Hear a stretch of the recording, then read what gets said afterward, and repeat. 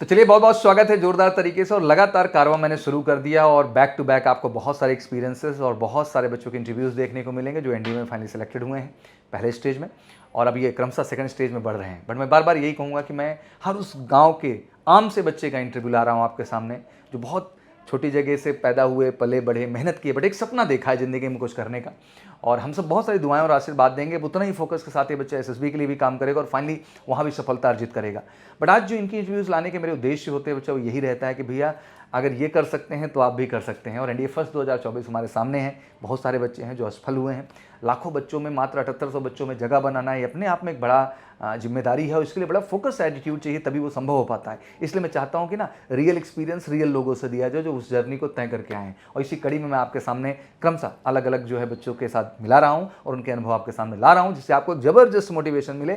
चाहे वो बच्चे जो असफल हुए हैं एनडीए फर्स्ट 2024 के लिए, जो पहली बार एनडीए फर्स्ट 2024 के लिए तैयारी करने जा रहे हैं, तो ये सारे अनुभव आपके सामने क्रमशः हम लाने की कोशिश करेंगे। तो चलिए इस कड़ी में आज हमारे साथ जुड़ गए हैं प्रियांशु। तो प्रियांशु, आपका सबसे पहले बहुत बहुत स्वागत है बच्चा। तो बेसिकली आप करछना से हैं, हम कह सकते हैं आप इलाहाबाद शहर से हैं। हाँ जी। तो पढ़ाई लिखाई जो इंटर तक रही सब वहीं गांव से हुई है? बेसिकली सर मेरे जैसे पापा गवर्नमेंट टीचर हैं, तो उनकी ड्यूटी गोरखपुर के पास देवरिया डिस्ट्रिक्ट में है, तो उनके साथ ही मेरा 12th तक की पढ़ाई वहीं पर हुई, देवरिया। मतलब आप देवरिया में रहे पिताजी के साथ? देवरिया में, हाँ। तो पूरा परिवार रहता था कि आप अकेले? मेरी मम्मी घर पे रहती थी यहाँ इलाहाबाद में, और हम और हमारे भैया पापा आप लोग वहाँ रहते थे। तो हाँ, आपने इंटर तक की पढ़ाई की? जी सर। चलिए बहुत बढ़िया। तो इस सपना कब से था एनडीए जाने का, लाइक कब बना ये प्लान? सर जब मैं 11th में जब आया था, तो बेसिकली जैसा कि हम लोग जानते हैं कि एनडीए एक ऐसा जॉब है कि जो आपको सबसे कम उम्र पे आप सबसे बेहतर जो आप ऑफिसर रैंक पे आप पा सकते हैं। तो सही बात। तो बेसिकली जब 11th में आया तो उसका सिलेबस मैंने एनालाइज किया एनडीए का, तो देखा तो 11 12th का सिलेबस काफ़ी उससे ज़्यादा मैच करता है। तो मैंने सोचा वैसे अगर हाइट की अगर बात करें तो हाइट, वैसे पुलिस की बात करें तो उसमें कम से कम 170 के आसपास हर जगह मैक्सिमम मांगा जाता है। उतनी हाइट मेरी थी नहीं, मेरा 164 हाइट तक था। तो एनडीए में बेसिकली 158 तक शायद हाइट मांगता है, 157 है, तो 152 भी सारे जो फेवरेबल कंडीशन, और 11 12 की पढ़ाई मैंने अच्छे से की, तो मैंने सोच लिया था कि 11 12 अगर मैंने अच्छे से कवर कर लिया तो शायद इसमें मेरा चांस अच्छे से बन सकता है। चलिए बहुत बढ़िया, आप बड़े मैच्योर बच्चे दिख रहे हैं।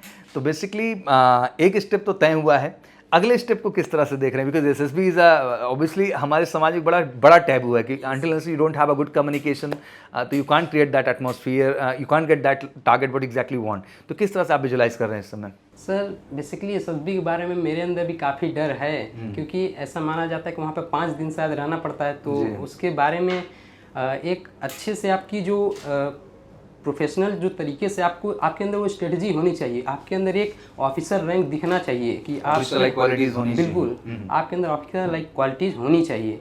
तो उसके लिए आपको एक अपने आप को चेंज करना पड़ेगा पूरी तरीके से। आपको वो जो सारी चीज़ें चाहिए वो आपको अपने अंदर वो क्वालिटीज डेवलप करनी चाहिए। अच्छा, एक सबसे बड़ा वर्ड आता है कम्युनिकेशन, इंग्लिश लैंग्वेज का कम्युनिकेशन। तो अभी जैसे आपकी पढ़ाई स्टेट बोर्ड से रही कि कॉन्वेंट स्कूल? सीबीएसई से रही। तो कम्युनिकेशन को किस तरह से आप अपने देख पा रहे हैं? Like you are confident enough कि हाँ sir I will speak better, I write better, कैसा फील होता है? सर अगर हम रियल बात करें तो देखिए, इंग्लिश मेरा सब्जेक्ट अच्छा है, लेकिन बेसिकली मुझे चांस बहुत कम मिला है कि स्टेज पर बोलने का। हाँ, जैसे आज भी आप बैठे तो डर रहे थे थोड़ा। हाँ, थोड़ा आप घबराइए मत, हम डर निकालेंगे। लेवल की थोड़ी कमी है, इसलिए I have knowledge of English but I fear to speak because I have speak less in English, because you never get such atmosphere where you can speak in English language, huh?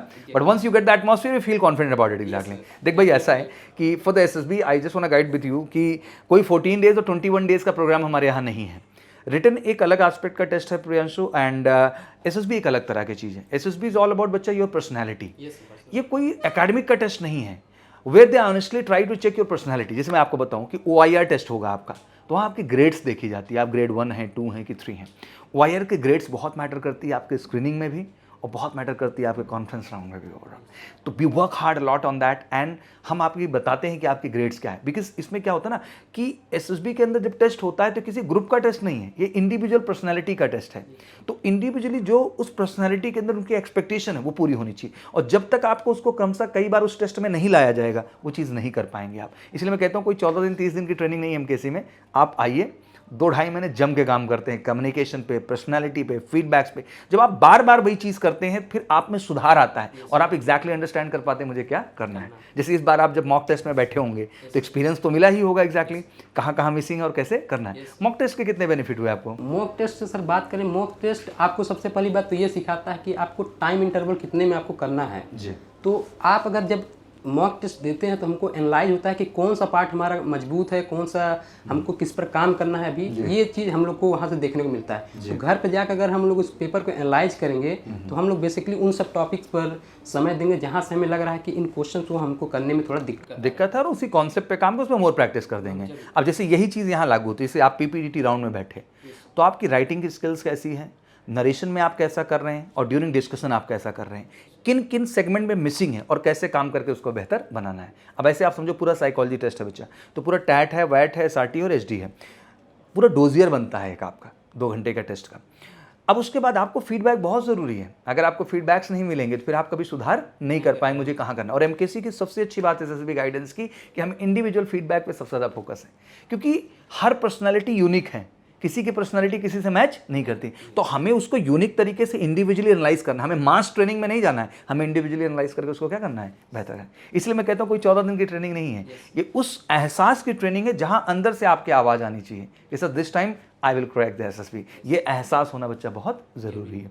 इसी तरीके आप समझो interview part है, mock interview मान लीजिए पहली बार बैठे, जैसे आप आज ही बैठे हैं, एक डर तो है ही, बट अगर यही 2 बार 3 बार आपको मौका दे दिया जाए तो क्या आप डरेंगे? नहीं, डेवलप हो जाएगा। तो practice make a man perfect, and in our campus for the SSB guidance that get the best part, वो हमारे यहाँ सबसे बेहतर पार्ट है ओवरऑल। ओके, नाउ कि रिटर्न की स्ट्रैटेजी इस बार क्या थी, क्योंकि आप बता रहे थे इससे पहले भी एक्सपीरियंस था आपको एग्जाम का और आप कह रहे थे कटाप उटाप क्या होता था मेरे को पता ही नहीं था। इस बार आप अलग स्ट्रैटेजी बना के फोकस किए। मैथ में कितना अटेम्प्ट किया? मैथ में मैंने सर 60 के आसपास अटेम्प्ट किया था, लेकिन क्वेश्चन सही राइट हुए थे 39 के आसपास क्वेश्चंस है। ठीक है, देखो एक अच्छी बात मैं बता दूं, हाँ ठीक है, नेगेटिव मार्किंग का यहाँ असर आपको आया है क्योंकि 0.83 की नेगेटिव मार्किंग थी, तो आप मान के चलें अगर 20 क्वेश्चन भी आपने गलत किए हैं, कितने किए हैं, तो आप मान के चलिए कि अराउंड 15-16 नंबर वो गए।